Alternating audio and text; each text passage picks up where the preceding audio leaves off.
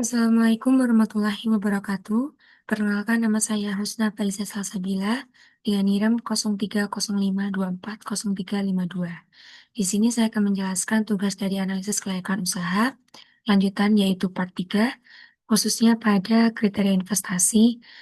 Em, Sebelumnya, produk yang saya analisis yaitu produk tepung kelor dari Kelorida. Nah, di sini pada part 3 ini ada skenario 1 atau kondisi normal. Di sini ada 3 sub utama, yaitu ada pemasukan, pengeluaran, dan keuntungan, dan juga tambah di bawahnya yaitu kriteria investasi. Nah, yang pertama ini ada pemasukan.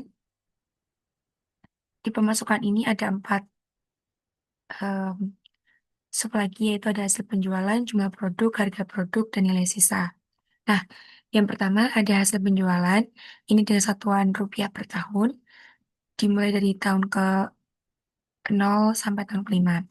Nah, hasil penjualan ini dimulai pada tahun pertama karena di tahun pertama ini baru ada penjualan produk. Didapatkan dari jumlah produk dikali dengan harga produk.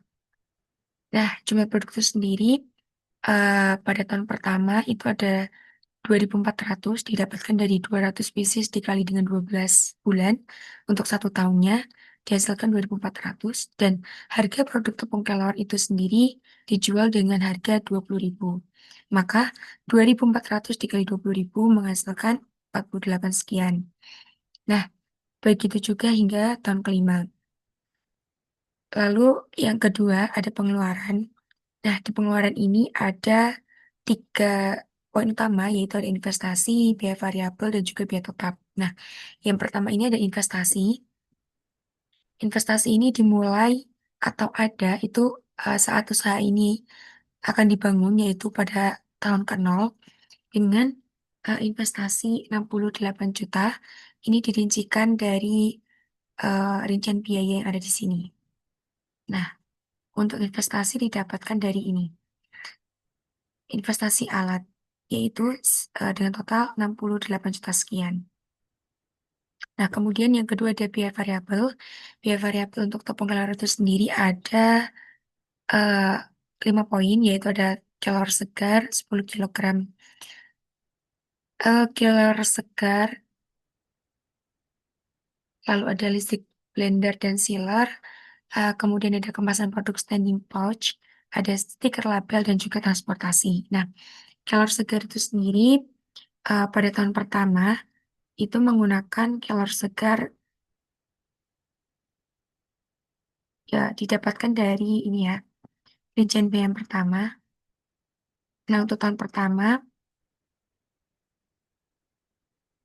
menggunakan kelor segar 10 kilogram. Oh, 100 kilogram. Dengan harga 150.000 dikalikan dengan 12 maka menghasilkan 1.800.000 sekian. Nah, ini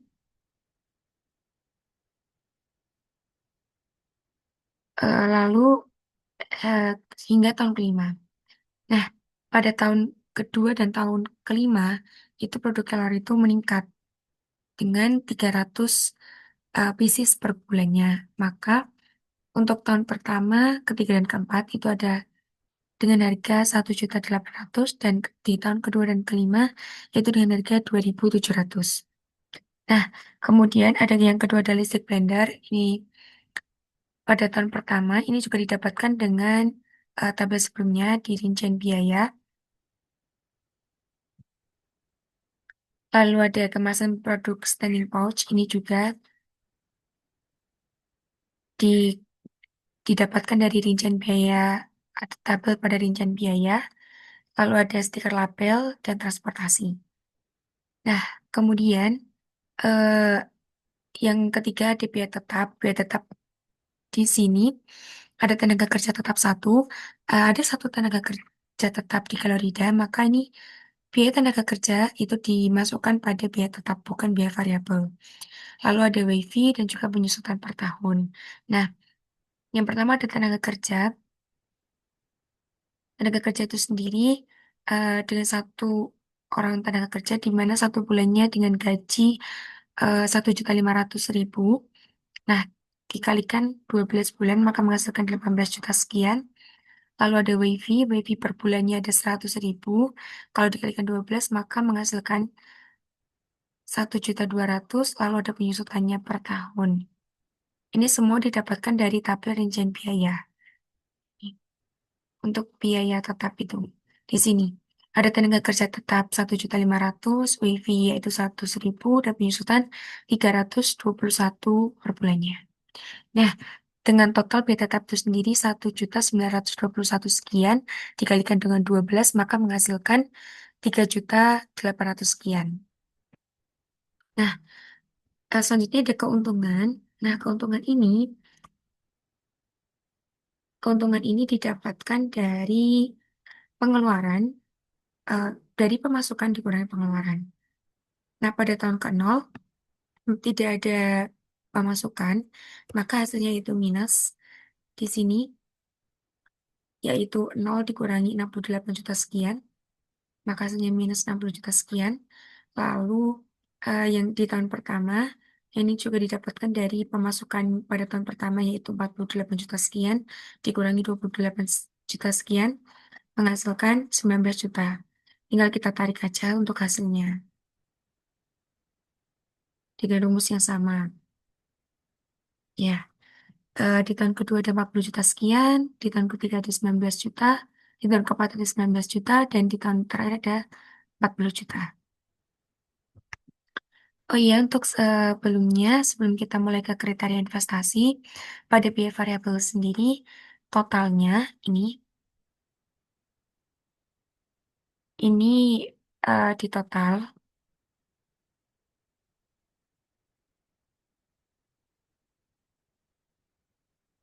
dari penjumlahan atau sum eh,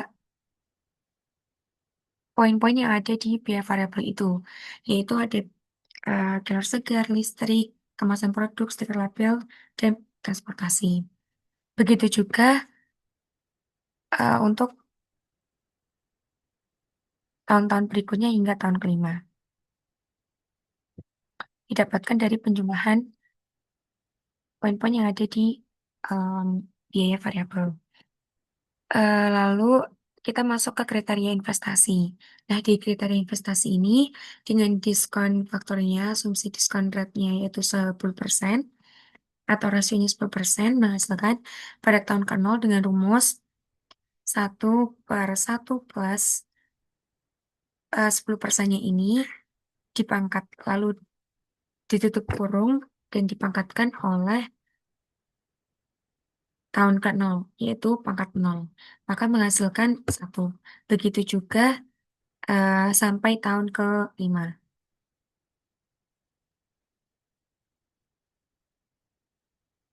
Nah, selanjutnya ada PV penerimaan. PV penerimaan ini didapatkan dari em, diskon rate atau diskon faktor dikali dengan penerimaan, yaitu pemasukannya. Nah, di tahun contohnya di tahun pertama ini ada diskon faktornya yaitu 0,91 dikalikan dengan eh, pemasukan pada tahun pertama yaitu 50 juta menghasilkan 43 juta sekian. Sampai ke tahun kelima dengan rumus yang sama dengan diskon faktor yang berbeda. Lalu ada biaya PV biaya atau present value biaya didapatkan sama yaitu mengalihkan diskon faktor dikalikan dengan biayanya. Nah, biayanya itu didapatkan dari pengeluaran. Ya, contohnya pada tahun pertama ini dengan diskon faktornya 0,91 dikalikan dengan pengeluaran pada tahun pertama yaitu 20 juta, 28 juta sekian. Maka menghasilkan 26 juta sekian. Begitu sampai tahun kelima. Lalu ada PV keuntungan atau present value keuntungan. Ini juga didapatkan dari diskon faktor dikalikan dengan keuntungan. Nah, pada tahun pertama ini contohnya dengan diskon faktor 0,91 dikalikan dengan keuntungannya yaitu 19 juta sekian, maka menghasilkan PV keuntungan yaitu 17 juta sekian. Kemudian ada NPV, gross BC, net BC, dan IRR. Nah, yang pertama ada NPV. NPV ini didapatkan dari penjumlahan present value keuntungan. Dengan rumus buka kurung, buka kurung, eh, present value keuntungan dari tahun ke-0 sampai tahun ke-5, kemudian antar akan menghasilkan net present value yaitu 34 juta sekian atau hasilnya yaitu positif. Lalu ada gross PC atau keuntungan kotor ini didapatkan dari penjumlahan antara PV penerimaan dibagi dengan penjumlahan PV biaya atau present value biaya menghasilkan 1,19.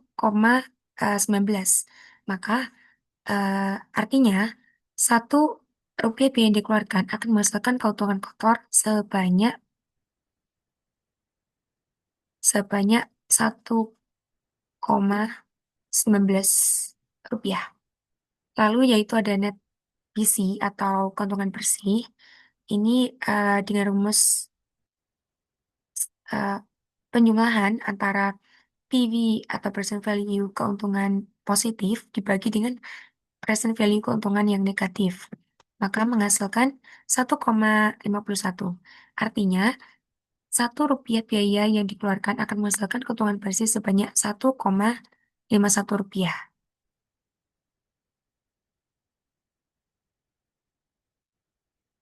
Lalu ada IRR. Nah, IRR itu sendiri didapatkan dari, ini pengembalian investasi.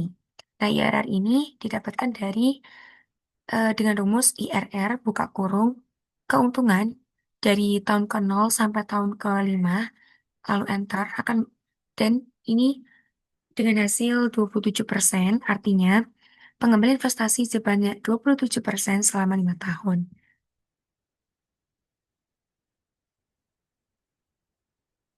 Lalu ada BEP unit atau break-even point-nya. BEP unit didapatkan dari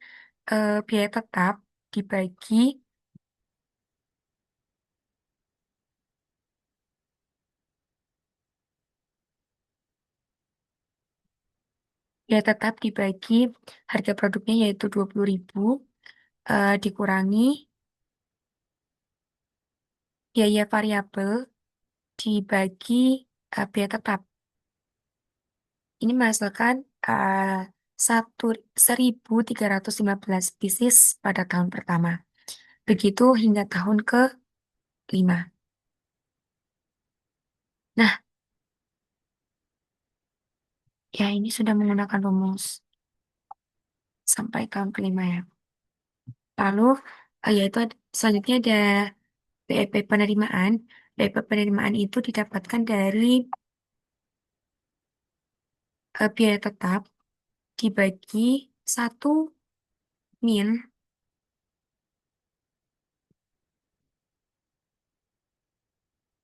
1 min biaya variabel per jumlah produk. Contohnya pada tahun pertama ini ada biaya tetap 23 juta sekian dibagi 1 dikurangi buka kurung biaya variabelnya yaitu 5 juta sekian dibagi jumlah produknya pada tahun pertama yaitu 2.400 tutup kurung menghasilkan 23 juta sekian. Nah, selanjutnya hmm, selanjutnya ini yaitu ada PP atau payback period. Ini penghitungannya ini untuk menghitung investasi yang akan kembali selama usaha itu dibangun. Nah, PP di sini didapatkan dari kumulatif present value per tahunnya dan kumulatif present value per tahunnya itu didapatkan pada contohnya pada tahun pertama. Nah, ini didapatkan dari PV keuntungannya dijumlahkan dengan eh, nah, ini contohnya pada tahun kedua yaitu keuntungan pada tahun kedua dijumlahkan dengan PV per tahun pertama gitu. Jadi kumulatif itu penjumlahan tahun ini dikurangi tahun sebelumnya seperti itu. Nah, ini berlaku sampai tahun kelima dengan rumus yang sama. Nah, kemudian dicari yang terdekat dari investasi, di mana investasi di Kalorida itu sendiri yaitu 68 juta sekian, mendekati atau yang mendekati yaitu pada tahun keempat, ya kan? Satu, dua, tiga, empat, yaitu 64 juta sekian. Nah, maka dengan rumus untuk mendapatkan PP atau payback periodnya itu sama dengan 4 karena di tahun keempat yang mendekati investasi, ditambah buka kurung,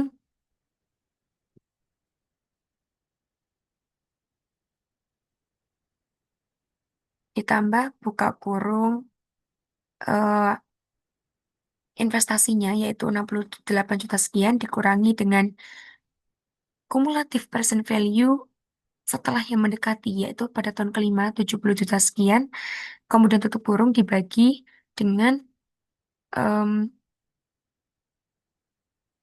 present value kumulatif yang terakhir pada tahun kelima yaitu 102 juta sekian dikurangi em, present value kumulatif pada tahun keempat yaitu 77 juta sekian. Maka menghasilkan payback period yaitu 3,61 di mana artinya investasi akan kembali di tahun ke 3,61. Nah, 0,61 ini dari tahun jika diganti bulan, perhitungannya yaitu 7 bulan. Maka payback period investasi akan kembali pada tahun ke 3 tahun lebih 7 bulan. Nah, kemudian untuk total selama 5 tahun ini juga ditotal ya. Contohnya pada pengeluaran, ini juga ditotal sum, tuh buka kurung, em, tekan shift dari tahun ke-0 sampai tahun kelima, enter. Hingga begitu juga dengan sampai yang terakhir, yaitu keuntungannya. Mungkin itu saja untuk part 3, yaitu mengenai atau khususnya itu kriteria investasi dan produk em, tepung kelor di Kalorida. Terima kasih. Wassalamualaikum warahmatullahi wabarakatuh.